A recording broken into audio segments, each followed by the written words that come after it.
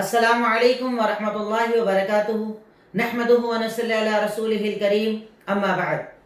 الحمدللہ ہماری روزانہ قصص الانبیاء کی اس وقت یہ کلاس ہوتی ہے، جس کلاس میں انبیاء کے واقعات جب بھی مکمل ہوتے ہیں اس کے بعد ہم ایک الگ ٹاپک لیتے ہیں، پھر واپس قصص الانبیاء کی اپنی کلاس کو کنٹینیو کرتے ہیں۔ آج کی انشاءاللہ ہماری اس کلاس کے اندر میرا ٹاپک ہے اسلام میں عورت کا مقام۔ آپ نے دیکھا ہوگا کہ ابھی کچھ سالوں سے ساری دنیا کے اندر ایک واویلا مچایا گیا، خاص طور سے یورپ کی طرف سے، یہود اور نصارہ کی طرف سے یہ اعتراض کیا جاتا ہے کہ اسلام عورتوں کو پورا حق نہیں دیتا ہے۔ اسی اعتراض کو کئی لوگ آگے بڑھاتے ہیں۔ ہمارے ملک کے اندر بھی کئی لوگ یہ اعتراض کرتے ہیں کہ عورت کو اسلام نے ادھیکار نہیں دیا ہے، اسلام میں عورت کو دبایا گیا ہے، اسلام کے اندر عورت کے ادھیکار کو چھینا گیا ہے۔ اس مقصد سے میں چاہتا ہوں کہ آپ اس ٹاپک کو سنیں، یاد رکھیں اور آگے بیان کرنے والے بن جائیں، تاکہ جب بھی کہیں اسلام پر اعتراض کیا جائے آپ اس کا جواب دے سکیں۔ ہمارے اس عنوان کے اندر میں اگر آپ کو بنیادی وجہ بتاؤں کہ کیا وجہ ہے جس کی وجہ سے ساری دنیا الگ الگ قومیں اسلام کے اوپر اعتراض کرتی ہیں کہ اس نے عورت کو دبایا ہے، تو بنیادی اگر آپ ٹوٹل پورا بھی اگر ملا لیں تو دو چیزیں یا دو ریزنز ملیں گے اس کے پیچھے۔ پہلی وجہ اسلام میں پردے کا نظام، کہ اسلام عورت کو پردے کا حکم دیتا ہے، عورت کو پردے میں رہنے کا حکم دیتا ہے، پردے کی فضیلت اور اہمیت بتاتا ہے، اس وجہ سے کہ اعتراض ہوتا ہے۔ دوسرا اعتراض ہوتا ہے ایک سے زیادہ شادی کی اجازت، کہ اسلام نے عورت کو یہ اجازت نہیں دی پر مرد کو یہ اجازت دی ہے کہ وہ ایک سے زیادہ نکاح کر سکتا ہے۔ ان دو چیزوں کو بنیاد بنا کر اعتراض کیا جاتا ہے اسلام کے اوپر کہ وہ عورتوں کے ادھیکار کو دباتا ہے، عورتوں کو ان کا پورا حق نہیں دیتا ہے۔ اب میں پہلے بات کروں اگر حقوق کی، کہ کیا اسلام نے عورت کو اس کا برابر حق عطا کیا ہے؟ کیا اسلام نے عورت کو برابر ادھیکار دیا ہے یا اسلام نے عورت پر ظلم کیا ہے؟ تو انشاءاللہ جیسے کہ میری عادت ہے پوائنٹ ٹو پوائنٹ انشاءاللہ بات میں آپ کے سامنے رکھوں گا کہ کیا اسلام عورت کے لیے فائدہ مند مذہب ہے یا نقصان دینے والا مذہب ہے۔ سب سے پہلی چیز جو میں اس میں رکھوں گا وہ یہ، اسلام سے پہلے عورت کے حالات کیا تھے؟ اسلام سے پہلے عورت کے حالات کیا تھے؟ اب اگر ہم اسلام کے پہلے کے حالات کا جائزہ لیں، اسلام کے علاوہ دوسری قوموں کے اندر عورتوں کے بارے میں آئے ہوئے احکامات کا جائزہ لیں، تو آپ کو پتہ چلے گا کہ اسلام نے تو عورت کو عزت دی، پر اس کے علاوہ جتنے بھی مذاہب ہیں وہاں پر عورتوں کو غلیظ، نیچا اور چھوٹا تصور قرار دیا گیا۔ اگر ہم بات کریں یہودیت کی، تو یہودی مذہب کے اندر عورت کو شیطان کہا جاتا ہے یا شیطان کی ایک شکل قرار دیا جاتا ہے، عورت کو بدشگونی قرار دیا جاتا ہے، یعنی عورت کو برا تصور کیا جاتا ہے یہودیت کے اندر۔ اگر میں بات کروں نصرانی مذہب کی، جسے ہمارے یہاں لوگ کرسچینٹی بھی بولتے ہیں، جبکہ اصل میں قرآن نے انہیں نصارہ کہا ہے، تو ہمیں بھی نصارہ ہی کہنا چاہیے۔ اب اگر ہم بات کریں نصرانیت کی، تو نصرانیت کے اندر بھی ان کی کتابوں کے اندر جو تحریف شدہ کتابیں ہیں، کیونکہ الحمدللہ اسلام ایک ایسا مذہب ہے جس کی اللہ تعالیٰ نے حفاظت کی، پر اس کے علاوہ جو مذاہب ہیں جن کے اوپر آسمانی کتابیں نازل کی گئی اس میں تبدیلیاں کر دی گئی، چینجز کر دیے گئے، اور اسی تبدیلیوں کی وجہ سے اس کی تعلیمات ایسی ہے کہ آدمی اسے ایکسیپٹ کرنا نہیں چاہتا۔ اگر آپ نصرانیت کا جائزہ لیں تو اس کے اندر بھی عورت کو برا تصور کیا گیا، عورت کو برائی کی جڑ بتایا گیا، عورت کے ذریعے برائی ہی برائی بتائی گئی، کہیں بھی اس کو اچھائی کا ذریعہ نہیں بتایا گیا۔ اگر ہم بات کریں ہندو مذہب کی، جو ہمارے ملک کے اندر پایا جاتا ہے، جو آریہ مذہب ہے اصل میں، اگر آپ اس کی تعلیمات کا جائزہ لیں تو یہاں پر تو مرد کے مرنے کے بعد عورت کو جینے کا بھی ادھیکار نہیں تھا۔ ستی کی رسم اسی ملک کے اندر چلا کرتی تھی کہ اگر مرد کا انتقال ہو جائے تو اب عورت کو جینے کا ہی حق نہیں ہے، اسے زندہ مرد کے ساتھ جلا دیا جائے گا، جس کو کئی تحریکوں کے ذریعے ختم کیا گیا۔ اور میں ایک بات یہ کہتا ہوں کہ ہمیشہ ایک بات ذہن میں رکھیے کہ اگر آپ کے مذہب کی کسی چیز کو لوگوں کو بند کرنا پڑے تو مذہب سچا کیسے ہوگا؟ اس کی تعلیمات سچی کیسی ہوں گی؟ جسے انسان بدلے یا انسان یہ کہے کہ یہ تعلیمات انسانوں کے خلاف ہے، وہ مذہب سچا کیسے ہوگا؟ ستی کی رسم، عورت کو مرد کے بعد زندہ جلا کر ختم کر دیا جانا، یہ اس ملک کے اندر پایا جاتا تھا۔ عرب کی حالات کی اگر ہم بات کریں جن میں اللہ کے نبی کو بھیجا گیا، وہ عرب جس کے اندر اللہ کے نبی نے اپنی تعلیمات کا آغاز کیا، اپنے دین کا آغاز کیا، جب اللہ رب العالمین نے آپ صلی اللہ علیہ وسلم کو دنیا کے اندر مبعوث کیا، اس عرب کے اندر حالات یہ تھے کہ لڑکیوں کی پیدائش کو وہاں پر شرم سمجھا جاتا تھا، جس کا ذکر اللہ تعالیٰ نے سورہ نحل آیت نمبر 59 کے اندر کیا ہے۔ اللہ تعالیٰ پورا نقشہ کھینچتے ہوئے ارشاد فرماتا ہے وَإِذَا بُشِّرَ أَحَدُهُمْ بِالْأُنثَىٰ ظَلَّ وَجْهُهُ مُسْوَدًّا، کہ ان میں سے جب کسی انسان کو اگر یہ بشارت دے دی جاتی کہ تمہارے گھر لڑکی پیدا ہوئی ہے، وہ شرم کے مارے چہرہ اس کا کالا پڑ جایا کرتا تھا۔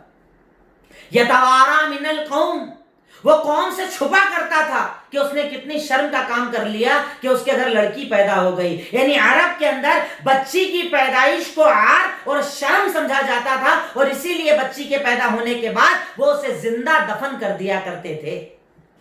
بچیوں کو زندہ دفن کرنا وہاں کا سسٹم اور وہاں کا کلچر تھا، جس میں اللہ کے نبی کو بھیجا گیا، اور آپ نے آنے کے بعد یہ بتایا کہ عورت کو جینے کا حق ہے، عورت کو اس کا حق دو، تم بچیوں کو زندہ دفن نہیں کر سکتے، انہیں مار نہیں سکتے۔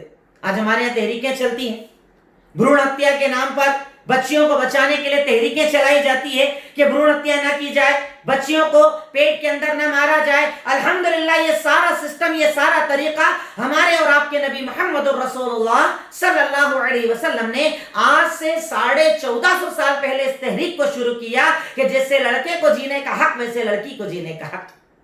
اب اگر میں بات کروں حقوق کی یا ادھیکار کی، کہ اسلام نے عورت کو کیا حقوق دیے، اسلام نے عورت کو کیا مقام دیا، آپ ہیڈنگ چاہیں تو لکھیں اسلام میں عورت کا مقام، یا اسلام میں عورت کے ادھیکار، یا اسلام میں عورت کے حقوق، کچھ بھی لکھ سکتے ہیں آپ۔ اس پوائنٹ کے اندر پوائنٹ ٹو پوائنٹ اگر میں آپ کے سامنے بات کروں، بچیوں کے یا عورتوں کے حقوق اسلام نے کیا بتائے؟ سب سے پہلا حق جو اسلام نے اسے دیا وہ تھا جینے کا حق، ورنہ آپ نے تو اس سے جینے کا ادھیکار ہی چھین لیا تھا۔ قوموں نے تو اسے زندہ رکھنا پسند نہ کیا تھا، پیدا ہونے کے بعد زندہ دفن کر دو، مرد کے مرنے کے بعد زندہ جلا دو، اسے شیطان مان لو، اس کے حیض کی حالت میں اسے گھر سے الگ کر کے کمرہ الگ کر کے الگ تھلگ پٹک دو، تم نے تو اس کے جینے کا ادھیکار چھین لیا تھا۔ الحمدللہ یہ وہ مذہب کہ جس نے آنے کے بعد سب سے پہلے عورت کو جینے کا حق دیا، جس کی دلیل سورہ تکویر آیت نمبر 8، اللہ تعالیٰ نے ارشاد فرمایا، اللہ کے نبی کو جب عرب کے اندر بھیجا گیا، وہ عرب جو بچیوں کو زندہ دفن کر دیا کرتے تھے، تو اللہ کے نبی صلی اللہ علیہ وسلم پر اللہ رب العالمین نے ان آیتوں کو نازل فرما کر لوگوں کو یہ بتایا وَإِذَا الْمَوْءُودَةُ سُئِلَتْ بِأَيِّ ذَنبٍ قُتِلَتْ، کہ سوچئے جب ان بچیوں سے سوال کیا جائے گا جنہیں زندہ دفن کر دیا گیا، ان بچیوں سے سوال کیا جائے گا کہ تمہیں مارنے کی وجہ کیا تھی، تمہارا گناہ کیا تھا۔ مطلب اس آیت کے اندر اللہ رب العالمین نے اس بات کو حرام قرار دے دیا کہ بچی کے پیدا ہونے پر اسے مارا جائے یا زندہ دفن کیا جائے۔ مطلب اسلام نے اسے پورا جینے کا ویسا حق دیا جیسا حق ایک لڑکے کو دیا گیا، جیسا ادھیکار ایک لڑکے کو دیا گیا، ویسا کا ویسا حق اللہ رب العالمین نے لڑکی کو دیا کہ جیسے لڑکا جینے کا حق رکھتا ہے ویسے ہی لڑکی کو بھی جینے کا حق ہے۔ اور صرف حق نہیں دیا جینے کا کہ سر چلیے ایسے حق دے کر چھوڑ دیا۔ آپ مذاہب کا اگر جائزہ لیں تو اکثر مذہب کے اندر لڑکا جو ہوتا ہے وہ ماں باپ کو جنت میں لے جانے کا ذریعہ بتایا جاتا ہے۔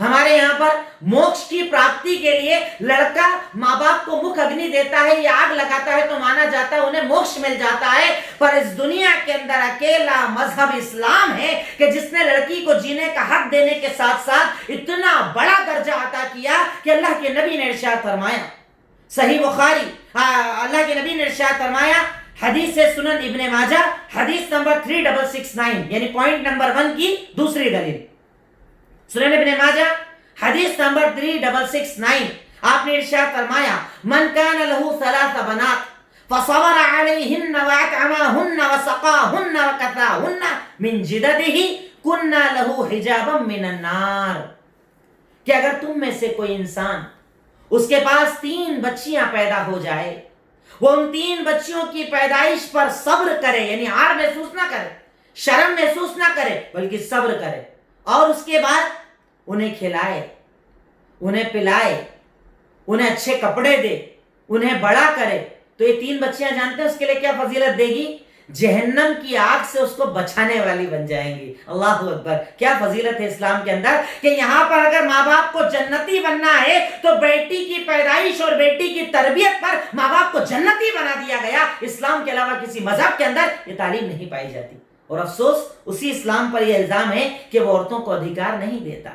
بعض روایات کے اندر آتا ہے کہ صحابی نے سوال کیا، اللہ کے نبی 3 بیٹیوں پر جنت، اگر 2 ہوئی تو؟ کہا جنت، اور کہا 1 ہوئی تو؟ کہا جنت۔ یعنی ایک بچی بھی اگر تیرے گھر پیدا ہو جائے تو اسے بڑا کرے، تربیت کرے، اچھی شادی کرے، اچھی تعلیم دے، تو انشاءاللہ اللہ تعالیٰ تجھے جنت دے دے گا۔ یہ فضیلت ہے بچی کی پیدائش کی، یہ فضیلت ہے جو اسلام نے اسے عطا کی کہ جیسے مرد کو جینے کا ادھیکار، مرد کو جیسے زندگی گزارنے کا حق، ویسے ہی اللہ رب العالمین اور اللہ کے نبی صلی اللہ علیہ وسلم ایک بچی کو بھی جینے کا حق دیتے ہیں، اور اس کے جینے کا حق دیتے ہوئے اس کی فضیلت بھی بتاتے ہیں۔ اب بتائیے کہ ایسا لگتا ہے کہ اسلام نے عورت پر ظلم کیا ہو؟ پوائنٹ نمبر 2، برابری کا حق۔ مرد اور عورت کو برابر اسلام نے قرار دیا کہ اعتراض یہ بھی کرتے ہیں لوگ، ارے عورت تمہارے یہاں برابر نہیں ہے، عورت کو تم لوگ بڑا حقیر سمجھتے ہو، عورت تمہارے یہاں بڑی نیچے درجے کی ہے، مرد کو اونچا بنایا گیا ہے۔ پتہ نہیں انہوں نے کہاں سے تعلیمات کو پڑھا ہے، نہ جانے یہ لوگ کہاں سے سیکھ کر آئے ہیں۔ اگر یہ قرآن اور حدیث کو پڑھتے تو انہیں یہ پتا ہوتا کہ جیسے اللہ رب العالمین نے بیٹے کو، مرد کو حق دیا ہے برابری کا، ویسے ہی لڑکی کو بھی حق دیا ہے۔ دلیل سورہ نحل آیت نمبر 97، اللہ رب العالمین ارشاد فرماتے ہیں، من عمل صالحا من ذکر او انثى وهو مؤمن فلنحيينه حیاتا طیبہ، کہ اگر تم میں سے کوئی نیک عمل کرے، کرنے والا مرد ہو یا عورت، دیکھیے ایک برابر، تم میں سے اگر کوئی نیک عمل کرے اور کرنے والا چاہے مرد ہو چاہے عورت، ہم اسے بہترین زندگی عطا کریں گے، دنیا کی زندگی کو بہترین بنا دیں گے، تکالیف کو دور کر دیں گے، اور آخرت میں بھی اس کو بہترین بدلا دیں گے۔ مطلب یہ نہیں کہا کہ لڑکے کا حق کم یا لڑکی کا حق کم، کچھ نہیں کہا، یہ کہا مرد عمل کرے یا عورت عمل کرے، دونوں ایک برابر، دونوں کو اللہ تعالیٰ اجر دیتا ہے، دونوں کو اللہ تعالیٰ انعام دیتا ہے، دونوں کو اللہ تعالیٰ جنت دے گا۔ جیسے مرد عمل کرے گا ویسے عورت عمل کرے گی، دونوں کا ثواب ایک برابر، یعنی اسلام نے اسے برابری کا حق عطا کیا۔ دوسری جگہ سورہ توبہ آیت نمبر 71، وہاں پر تو اللہ تعالیٰ نے کئی عمل کو ایک ساتھ ذکر کر دیا کہ المؤمنون والمؤمنات، یقیناً مومن مرد ہوں یا مومنہ عورتیں ہوں، نمازیں پڑھنا، روزہ رکھنا، اعمال کرنا، بھلائی کا حکم دینا، برائی کا حکم، برائی سے روکنا، یہ ساری چیزوں میں وہ ایک برابر ہے۔ دین پہنچانے میں برابر، نماز پڑھنے میں برابر، روزوں کے ثواب میں برابر، حج عمرے کے اندر برابر، نیکی کے کام میں برابر، یعنی ہر وہ عمل جو مرد کرے اسے جو ثواب ملتا ہے وہی ثواب اللہ رب العالمین عورت کو بھی دیتا ہے۔ یہ برابری کا حق جو اسلام نے اسے عطا کیا، یہ برابری کا ادھیکار جو اسلام نے اسے عطا کیا، بتاؤ کہاں عورت کو چھوٹا گردانا؟ ہر جگہ تو اسے برابری کا حق دیا، ہر جگہ تو اسے برابری عطا کی، اور اس کے بعد یہ اسلام پر اعتراض ہے کہ وہ عورت کو اس کا حق نہیں دیتا، یہ جھوٹا ہے الزام۔ میں اسی لیے یہ بات بیان کر رہا ہوں کہ ان باتوں کو اپنی ذہن کے اندر بٹھاؤ، کیونکہ زیادہ تر ہماری اس کلاس کے اندر لیڈیز ہیں، میں چاہتا ہوں ان باتوں کو بٹھا کر آگے بڑھائیے انشاءاللہ، تاکہ آپ کے ذریعے غیر وہ عورتیں جو اسلام کو چھوٹا سمجھتی ہیں، سن کر آپ انہیں دلیلوں کے ساتھ سمجھائیے کہ اسلام میں برابری کہاں دی گئی۔ پوائنٹ نمبر 3، تعلیم کا حق، پڑھنے لکھنے کا حق۔ یہ بھی ایک لوگوں کے دلوں میں شوشہ ہوتا ہے، دماغوں کے اندر خرابی ہوتی ہے، یا ہو سکتا ہے کچھ جاہلوں کا عمل ہے جس کو دیکھ کر لوگ ایسا سمجھتے ہیں کہ اسلام کے اندر لڑکے کو تو پڑھنے کا حق ہے، لڑکی کو حق نہیں ہے۔ کس نے منع کیا ہے؟ اس کی صرف ایک مثال آپ دلیل کے طور پر لکھ لیں کہ آج عورتوں کے جتنے بھی مسائل ہیں حدیثوں کے اندر کس نے بیان کیے؟ کہیں حضرت عائشہ بیان کر رہی ہیں، کہیں صحابیات بیان کر رہی ہیں، مطلب باقاعدہ ان کی کلاسز چلا کرتی تھی۔ جیسے اللہ کے نبی مردوں کی کلاس لیتے تھے، عورتوں کی کلاس لیتے تھے، اب اس پوائنٹ کے اندر دلیل کے طور پر یہی مثالیں لکھ لیجئے، حضرت عائشہ کا، دوسری صحابیات کا، حیض، نفاس، دوسرے مسائل کا بیان کرنا، اس کا مطلب اللہ کے نبی نے انہیں تعلیم میں بھی برابر کا حق دیا۔ جیسے مرد تعلیم حاصل کرتا تھا، صحابی تعلیم حاصل کرتے تھے، ویسی ہی تعلیم خواتین بھی حاصل کرتی تھی۔ صحابیات بھی حاصل کرتی تھیں، آپ کے دن بھر کے معمولات کو بتاتی تھیں، حدیثوں کو روایت کرتی تھیں، معاملات کو سکھاتی تھیں، دین کے حلال و حرام لوگوں تک پہنچاتی تھی۔ کیا جنگوں کے اندر عورتیں ساتھ نہیں جاتی تھی؟ ہر غزوے کے اندر، سیرت النبی کے اندر میں نے ذکر کیا کہ غزوات میں اللہ کے نبی عورتوں کو بھی ساتھ لے کر جایا کرتے تھے، ان کا بھی کام ہوتا تھا مجروحین کا خیال رکھنا، جو زخمی ہو جائے ان کا خیال رکھنا، سارے کام جنگ کے پیچھے کے وہ سنبھالا کرتی تھی۔ تو کیا ان کا درجہ چھوٹا تھا؟ ہرگز نہیں۔ اسلام نے انہیں بھی برابر کا ادھیکار دیا ہر چیز کے اندر۔ تو تعلیم کے اندر بھی اسلام نے انہیں حق دیا کہ جیسے مرد کو تعلیم کا حق ویسے عورت کو تعلیم کا حق۔ ہاں، صرف اتنا بتایا کہ اگر عورت تعلیم حاصل کرے تو وہ کوشش کرے، اس کی ذمہ داری ہے اپنے آپ کو پردے میں رکھے، مردوں سے بچ کر رہے، اختلاط سے بچ کر رہے، بے پردگی سے بچ کر رہے، فحاشی سے بچ کر رہے۔ اور یہ حکم مرد کے لیے بھی ہے، ایسا نہیں کہ اسپیشلی عورت کو کہا گیا، مرد کو بھی حکم دیا گیا ہے۔ تو اس کے ساتھ اگر وہ تعلیم حاصل کرے تو بڑے سے بڑا علم حاصل کرے، شریعت نے کہیں منع نہیں کیا، شریعت نے کہیں اس سے ادھیکار نہیں چھینا۔ پوائنٹ نمبر 4، عزت کا حق۔ عزت کا حق، کیا اسلام نے صرف عورتوں کو عزت دی، مردوں کو عزت دی، عورتوں کو عزت نہیں دی؟ ارے میں کہتا ہوں جب اگر آپ پورا قرآن پڑھو گے نا تو آپ کو پتا چلے گا، آپ کو ایسا لگے گا کہ عورت کو جتنا مقام، جتنی عزت اللہ نے نوازی ہے اتنی تو مرد کو بھی عطا نہیں کی۔ اب میں کچھ 2-3 پیمانے پر اگر آپ کو یہ بات سمجھاؤں کہ عزت کا حق اسلام نے کیسے دیا، عورت کو اسلام نے عزت کیسے دی۔ آپ سب سے پہلے دیں، اللہ تعالیٰ نے اسے جب ماں بنایا وہ عزت دی جو باپ کو بھی نہیں دی۔ آپ قرآن پڑھیے، اللہ رب العالمین نے قرآن کریم میں کئی جگہ بار بار ماں کا ذکر کیا، احادیث کے اندر اللہ کے نبی نے بار بار ماں کا تذکرہ کیا، کئی جگہ تو باپ کا ذکر ہی نہیں، صرف ماں ہی کا ذکر کیا جا رہا ہے۔ کیوں؟ کیونکہ اسلام نے عورت کو عزت دی ہے، عزت کا حق عطا کیا ہے۔ سورہ لقمان آیت نمبر 14، ماں کی عزت، یعنی جب اسے ماں بنایا تو عزت دے دی۔ سورہ لقمان آیت نمبر 14 اللہ تعالیٰ نے ارشاد فرمایا وَوَصَّيْنَا الْإِنسَانَ بِوَالِدَيْهِ، ہم نے انسان کو وصیت کی ہے ماں باپ کے ساتھ اچھا سلوک کرو۔ اور اس کی ماں اسے لے کر حمل کی حالت میں چلتی ہے، 9 مہینے تک اسے اٹھا کر چلتی ہے، اسے اٹھا کر چلنا بھی مشکل، اسے پیدا کرنا بھی مشکل۔ تو اب اس ماں کے حق کو کبھی بھولنا مت۔ کہیں کہا ماں کے سامنے آواز بلند مت کرنا، کہیں کہا ماں کی عزت کرنا، کہیں کہا الگ الگ احادیث کے اندر یہاں تک کہ ماں کے قدموں کے نیچے اللہ تعالیٰ نے جنت بتا دی کہ اس کی خدمت کے اندر جنت ہے، اس کی خدمت سے اللہ تعالیٰ راضی ہوتا۔ یہ عزت نہیں تو اور کیا ہے؟ کیا یہ عزت اللہ تعالیٰ نے اکیلے باپ کو دی؟ یہ عزت کئی مقام پر جو ماں کو دی وہ باپ کو بھی عطا نہیں کی۔ یہاں تک کہ ایک حدیث کے اندر آتا ہے، صحیح بخاری حدیث نمبر 2548، یہ ہمارا پوائنٹ نمبر 4 عزت چل رہا ہے، جس میں سب سے پہلے ماں کی عزت بتا رہا ہوں۔ اس میں 2 دلیلیں میں نے آپ کو بتائی، پہلی دلیل سورہ لقمان آیت نمبر 14، دوسری دلیل سورہ صحیح بخاری حدیث نمبر 2548۔ ارشاد فرمایا، ایک صحابی نے آ کر سوال کیا، من احق الناس بحسن صحابتی، اللہ کے نبی بتائیے وہ کون ہے سب سے زیادہ حقدار کہ میں اس کے ساتھ اچھا سلوک کروں؟ یعنی سب سے زیادہ رشتہ داروں کے بارے میں سوال، اپنے رشتہ داروں میں سب سے زیادہ میں کس کا حق سمجھوں؟ کہا تیری ماں، کہا اس کے بعد، کہا تیری ماں، کہا اس کے بعد، کہا تیری ماں، چوتھے نمبر پر کہا تیرا باپ۔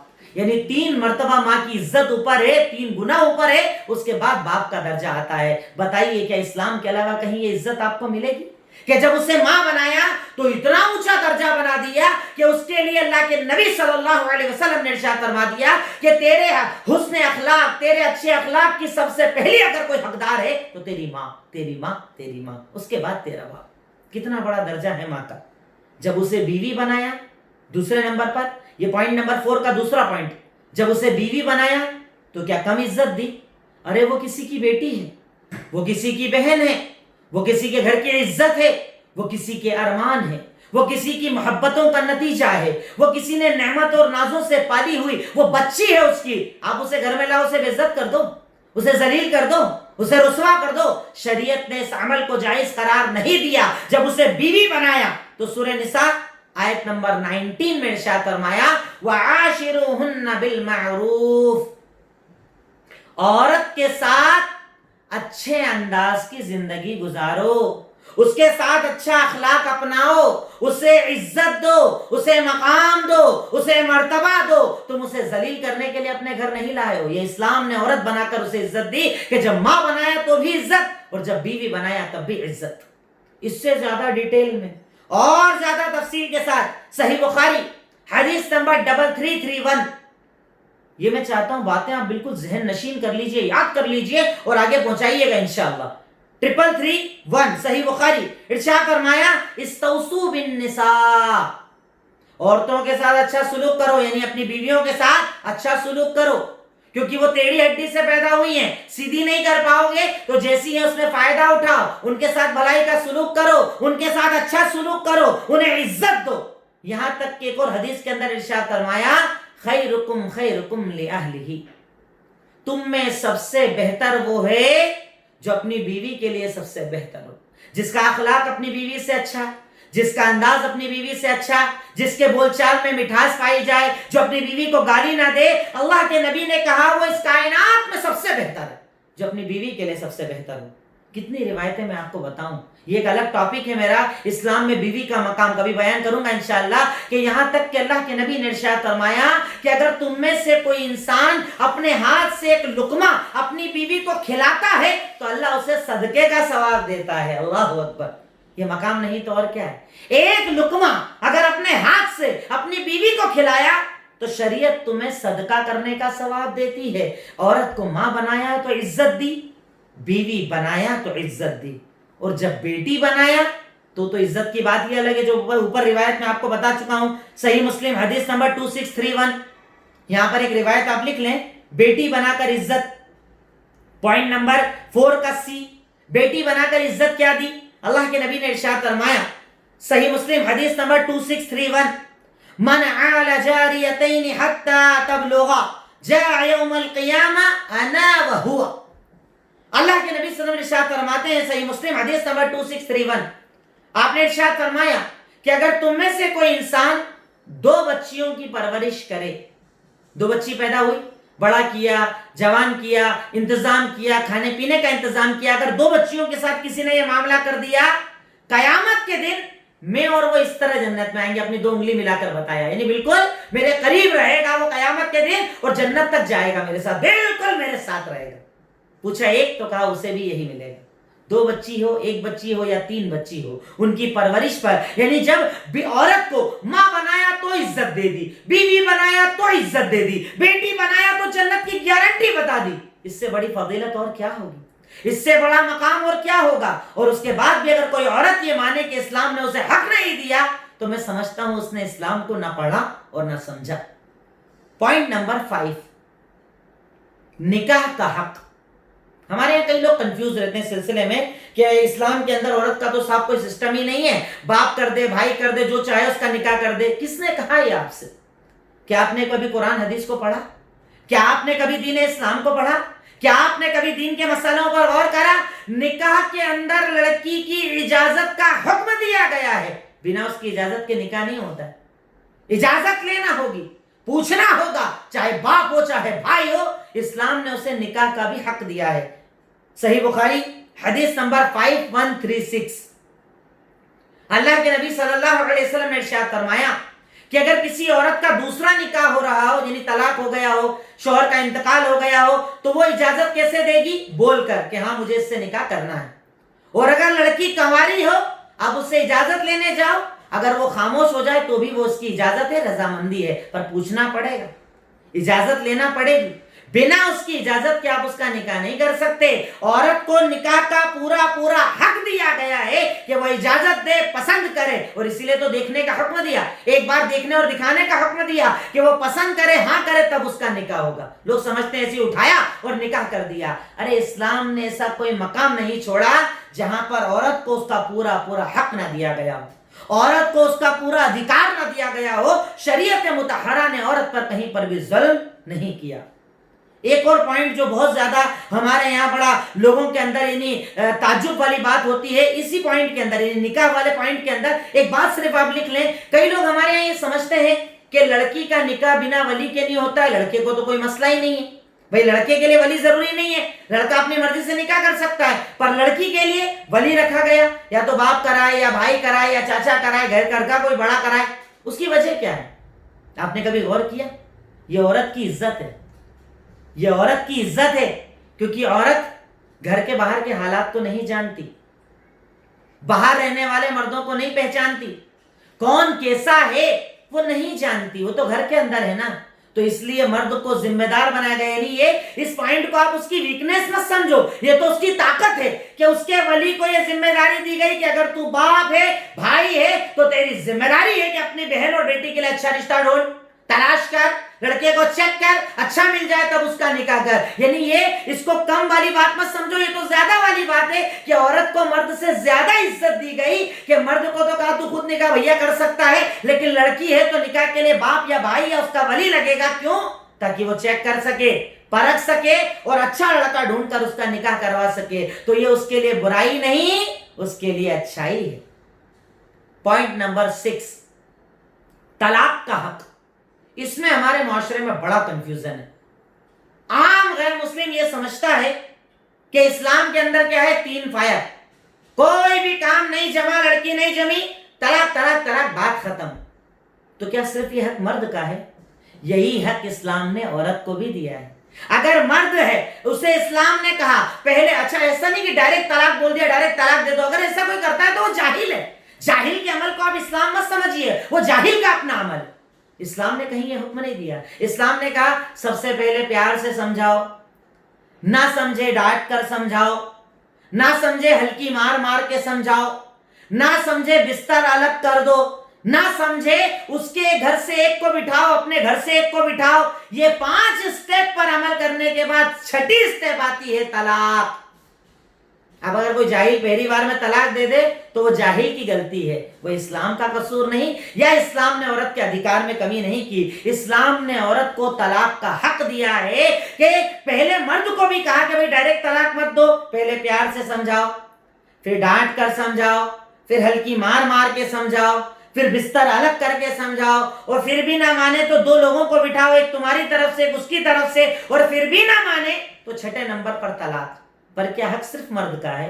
نہیں، جیسے مرد طلاق دے سکتا ہے ویسے عورت خلا لے سکتی ہے، اس کو بھی پورا حق ہے طلاق مانگنے کا، کہ مرد اگر دے سکتا تو عورت کو یہاں پر جلایا نہیں جاتا ہے کہ گھاسے ڈال کے جلا دو، ایک بار آ گئی تو کام ختم۔ یہاں پر مرد کو اگر طلاق کا حق ہے تو عورت کو خلا کا حق دیا گیا، اور خلا کہا جاتا ہے کہ عورت پورا ڈیمانڈ کا حق رکھتی ہے کہ شوہر اگر نہیں جم رہا تو وہ قاضی کو جا کے بولے گی مجھے اس کے ساتھ نہیں رہنا، اور قاضی اس کا نکاح ختم کر سکتا ہے، اسے خلا کہا جاتا ہے۔ جس کی دلیل صحیح بخاری حدیث نمبر 5273، جس میں ایک مشہور واقعہ ہے حضرت ثابت ابن قیس کا، کہ ان کی بیوی نے آ کر اللہ کے نبی سے ڈیمانڈ کی تھی کہ ثابت کے ساتھ میں رہنا نہیں چاہتی، آپ میرا اس سے خلا کروا دیجئے، اور آپ نے ان کا خلا کروا دیا تھا۔ صحیح بخاری حدیث نمبر 5273، حضرت ثابت کی بیوی نے آ کر کہا کہ میں ان کے ساتھ رہنا نہیں چاہتی، آپ میرا طلاق خلا کروا دیجئے، اور آپ نے خلا کروا دیا تھا۔ یہ پوائنٹ تو زیادہ یاد رکھنا عورت کے ادھیکار میں، کہ جیسے مرد کو طلاق کا حق ہے ویسے عورت کو خلا لینے کا حق ہے۔ 7واں پوائنٹ، کاروبار کا حق۔ اس میں مثال آپ لکھ لیجئے گا حضرت خدیجہ کی۔ حضرت خدیجہ کیا تھی؟ آپ کا بزنس تھا بہت بڑا، کاروبار تھا امپورٹ ایکسپورٹ کا، تبھی تو اللہ کے نبی ان سے ملے تھے۔ ایک بار مال بیچنے کے لیے گئے، واپس آ کر غلاموں نے بتایا کہ بڑے اچھے انسان ہیں، آپ نے نکاح کا پیغام بھیج دیا۔ تو عورت کے لیے پردے میں رہ کر کاروبار کرنا بھی جائز ہے، کوئی منائی والی بات نہیں ہے، اسلام نے پابندیاں نہیں لگائی ہے۔ اگر پردے کی پابندی ہو، مردوں سے دوری ہو، اسلام کی پاسداری ہو تو عورت کاروبار بھی کر سکتی ہے، اس کے لیے کاروبار کرنا حرام نہیں ہے۔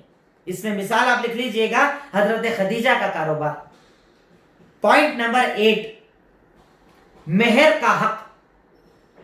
مہر کا حق، اگر کوئی مرد عورت سے نکاح کرنا چاہتا ہے، اب آپ نکاح کرنا چاہتے ہیں تو شریعت نے ایک چیز ذمہ داری مرد کی بنائی، وہ ہے مہر، کہ جب مرد عورت نکاح کرنے لگے عورت مرد سے ڈیمانڈ کرے گی کہ مجھے اتنا مہر چاہیے، مرد اس کو ادا کرے گا نقد اسی جگہ پر، اور اس کے بعد وہ اس کے ساتھ رہ سکتا ہے. یعنی اس چیز کو پہلے ادا کرنا چاہیے، گرچہ بعد میں ادا کرنا جائز ہے، پر اصل یہ ہے کہ وَآتُوا النِّسَاءَ صَدَقَاتُهُنَّ نِحْلًا، سورہ نساء آیت نمبر 4، مہر کا حق.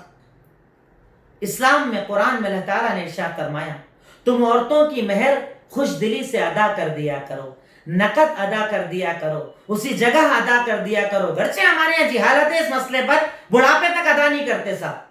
بڑھاپے کے ٹائم معافی دلوائیں گے، وہاں پر یعنی بڈھا ہو گیا آدمی مرنے جا رہا ہے، تب عورتوں سے سوال کر، عورتیں آ کر اس بیوی سے سوال کرتی ہے میاں کا انتقال ہو رہا ہے مہر معاف کر دو، تو مہر معاف کرتی ہے. یہ معافی والی چیز نہیں، ادا کرنے والی چیز ہے. اور اسے نکاح کے وقت ادا کرنے کو شریعت نے زیادہ پسند کیا ہے کہ نقد مہر کو ادا کیا جائے. یہ عورت کا حق ہے. بتائیے آپ، مطلب کہاں کہاں حق دیا ہے، کہاں حق چھوڑا ہے اسلام نے اس کا، کہ مہر کا حق دیا کہ اسے مہر آپ کو ادا کرنا ہوگی. دلیل میں آپ کو بتا چکا. 9 نمبر، وراثت کا حق. یہ بھی بڑی پیاری چیز ہے، وراثت میں بھی حق دیا ہے، وراثت کا حق. اب اس میں آپ ایک چیز غور کریں، کئی لوگ ہمارے یہاں کنفیوز ہوتے ہیں کہ بھئی وراثت میں لڑکی کو تو آدھا ملتا ہے، لڑکے کو پورا ملتا ہے، تو آپ اس کے پیچھے کبھی لاجک پر غور کرتے ہیں؟ مرد کا کام کیا ہے؟ عورت کو کھلانا پلانا، بچوں کی تعلیم، کھانے کا انتظام، گھر کا انتظام، ساری ذمہ داری مرد کی.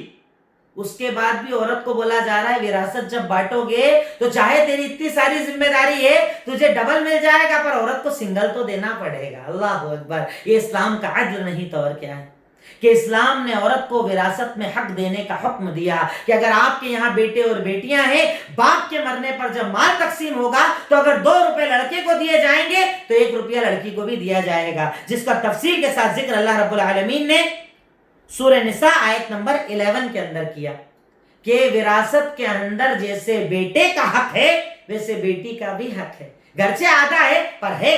کیوں؟ کیونکہ اس کی کوئی ذمہ داری نہیں ہے کہ وہ کھانا کھلائے گی، وہ کاروبار کرے گی، وہ گھر چلائے گی، بچے پڑھائے گی یا بچوں کی فیس بھرے گی. یہ سب کام مرد کا ہے، پر اس کے باوجود بھی اسلام نے اسے وراثت کا حق دیا.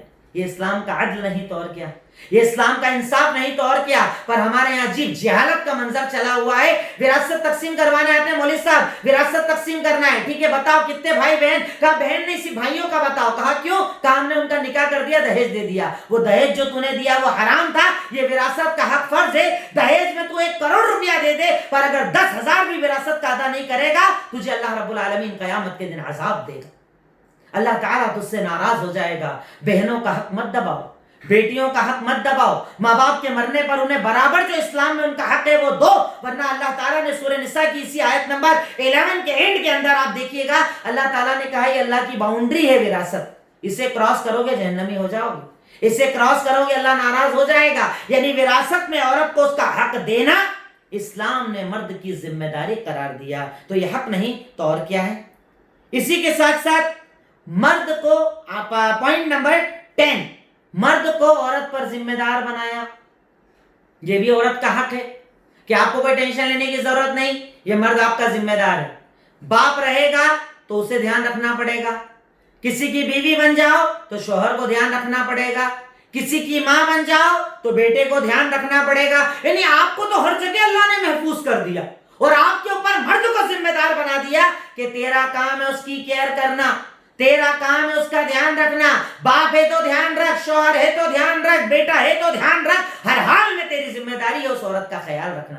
یہ عورت کا ادھیکار نہیں تو اور کیا ہے، یہ عورت کا حق نہیں تو اور کیا ہے. یہ اسلام نے عورت کو عزت نہیں دی تو اور کیا ہے کہ اسلام نے اسے جہاں پر بھی رکھا ایک مرد کو اس کے اوپر ذمہ دار بنا دیا. اب اس میں مثال لکھ لیجئے کہ اگر بیٹا ہے تو ماں کا خیال رکھے، اگر شوہر ہے تو بیوی کا خیال رکھے، اگر باپ ہے تو بیٹی کا خیال رکھے. ہر حال میں مرد کو ذمہ دار بنایا کہ وہ عورت کا خیال رکھے. لاسٹ میں انشاءاللہ 2 منٹ میں ایک لاسٹ پوائنٹ میں آپ کے سامنے رکھوں گا، وہ چیزیں جس پر اسلام پر اعتراض کیا جاتا ہے کہ اسلام عورت کو حق نہیں دیتا. میں نے 2 بیسک چیز بتائی تھی، ایک تو پردہ، دوسرا نکاح. پہلی چیز پردہ. بھئی پردہ کیا عورت پر ظلم ہے؟ صرف ایک مثال جو اکثر میں دیتا ہوں، اکثر میں اس مثال کو بیان کرتا ہوں، اکثر جب بھی اس ٹاپک پر میری بات ہوتی ہے مثال میں رکھتا ہوں کہ آپ جب کوئی موبائل خریدتے ہیں، کوئی بھی موبائل جب آپ خرید کر لاتے ہیں، سب سے پہلے آپ کیا کرتے ہیں؟ بیک کور لگاتے ہیں, اسکرین گارڈ لگاتے ہیں تاکہ موبائل ڈیمیج نہ ہو, اسکریچ نہ آ جائے, تکلیف نہ ہو جائے. اب آپ یہاں پر عورت کو رکھ کر دیکھیے کہ اللہ رب العالمین نے جب قرآن کے اندر سورہ نور آیت نمبر 31 سورہ نور آیت نمبر 31 اور 30 کے اندر اللہ رب العالمین نے جب اسے پردے کا حکم دیا تو مقصد کیا بتایا؟ اس کی عزت.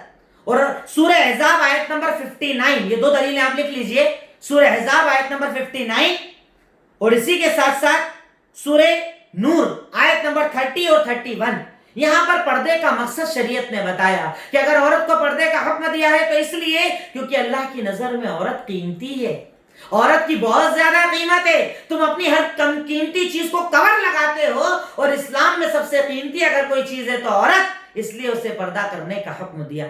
اور سورہ احزاب آیت نمبر 59 میں تو ارشاد فرما دیا کہ عورت کو پردے کا حکم اس لیے دیا ہے ذالک ادنی ان یعرفن فلا یعذین, کہ عورت کو پردے کا حکم اس لیے دیا ہے کہ جب وہ پردہ کرے گی تو اس کی عزت بڑھ جائے گی, لوگ اسے عزت دیں گے, لوگ اس کے مقام اور مرتبے کو سمجھیں گے, لوگ اس کے ساتھ برائی کا ارادہ نہیں کریں گے. تو یہ پردہ عورت کے لیے عزت ہے, نہ کہ عورت کے لیے ذلت ہے. تو اسے اپنے لیے برائی مت سمجھو, اسے اپنے لیے کمی مت سمجھو, اسے اپنے لیے چھوٹا پن مت سمجھو, بلکہ یہ تو اللہ رب العالمین کی طرف سے آپ کی عزت ہے. پوائنٹ نمبر 2 اور میری آج کے اس پوری تقریر کی لاسٹ بات, دوسری شادی کی اجازت. اس سلسلے میں عام لوگوں کا اعتراض تو ہے ہی ہے, کئی ہماری بہنیں بھی کنفیوز ہو جاتی ہیں. سب سے پہلی چیز, کیا قرآن اور حدیث نے کہیں پر فرض کیا گیا ہے کہ آپ 2 شادی کریں؟ ہرگز نہیں, یہ فرض نہیں, حکم ضروری نہیں ہے کہ آپ کو 2 ہی کرنا پڑے گی, آپ ایک کر ہی نہیں سکتے, ایک جائز ہی نہیں ہے, ایسا کہیں کہا اسلام نے؟ ہرگز نہیں. دوسری چیز, آج ہمارے اس پورے معاشرے, پورے سماج کے اندر کتنے لوگ ہیں جن کی 2 بیویاں ہیں؟ سب کی ایک بیوی ہے, ایک کے ساتھ زندگی گزارتے ہیں, ایک کو عزت دیتے ہیں, مقام دیتے ہیں. کیوں اعتراض ہے اسلام پر؟ اور کیا صرف اسلام نے حکم دیا؟ آپ اسلام کے علاوہ دوسرے مذاہب کو اٹھا کر دیکھیے, ان کے بڑے بڑے ذمہ داروں کی تاریخ پڑھ کر دیکھیے, سب کے پاس ایک سے زیادہ بیویاں تھیں. اس کی وجہ کیا ہے اسلام کے اندر؟ میرے اور آپ کے نبی ہمارے آئیڈیل, میں نے آپ کی پوری سیرت کو بیان کیا. کون تھی آپ کی بیویاں؟ کسی کا طلاق ہو گیا تھا, کسی کے شوہر کا انتقال ہو گیا تھا, کوئی سہارا نہ تھا, کوئی سنبھالنے والا نہ تھا, کوئی دیکھنے والا نہ تھا. کنواری تو صرف حضرت عائشہ تھی. آپ نے ساری ایسی عورتوں سے نکاح کیے, مقصد تھا اس عورت کو سہارا دینا. آج کیا مقام ہے ایک بیوہ کا؟ آج کیا مقام ہے ایک مطلقہ عورت کا؟ ہر آدمی اس پر نظریں گڑائے بیٹھتا ہے. جہاں وہ جاب یا کام کرنے جاتی ہے, لوگوں کی گندی نظریں اس کے اوپر ہوتی ہے. شریعت مطہرہ نے دوسرا نکاح مقصد رکھا ہے عورت کی عزت, نہ کہ اس کی ذلت. اللہ کے لیے اس پوائنٹ کو سمجھیے, اسلام نے فرض نہیں کیا ہے, اسلام نے ضروری قرار نہیں دیا ہے, اسلام نے اس کی عزت کی حفاظت کی ہے. کیوں کہ اگر عورت کو اجازت دے دی جاتی تو نسلوں میں اختلاط ہو جاتا. بھئی ایک عورت اگر 2 آدمی رکھے گی, پتہ کیسے چلے گا اولاد کس کی ہے؟ پر مرد اگر 2 بیویاں رکھے, اولاد پیدا ہو تو یہ پتہ ہوگا ان کا باپ کون ہے. اس کے علاوہ ڈھیروں مسائل ہیں جو شریعت نے الگ الگ مقامات پر بتائے. پر میں یہ نہیں کہتا کہ اسلام نے کہیں یہ تو نہیں کہا ہے نا کہ آپ 2 شادی کرو, کمپلسری تو نہیں ہے نا, حکم تو نہیں ہے نا, سماج میں لوگ کرتے نہیں ہے نا, پھر صرف اسلام پر اعتراض کیوں؟ جب دوسرے مذاہب میں لوگ کرتے ہیں اس پر اعتراض کیوں نہیں ہوتا؟ ارے اسلام کا کوئی بھی حکم عقل سے خالی نہیں, حکمتوں سے خالی نہیں, فائدوں سے خالی نہیں. اسلام کے ہر حکم کے اندر فائدہ ہے, بس وجہ یہ ہے کہ کب ہمیں سمجھ میں آئے یا نہ آئے. تو میری طرف سے میں آپ سے یہ بات جو اس ٹاپک کے ذریعے رکھنا چاہتا تھا وہ یہ کہ اپنی ذمہ داری کو سمجھو کہ اسلام پر ہونے والے ہر اعتراض کا جواب دلیلوں سے دو.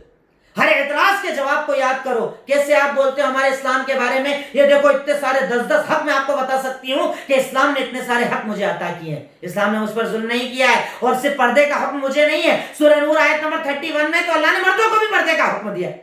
پہلے مردوں کو بولا, بعد میں عورت کو بولا.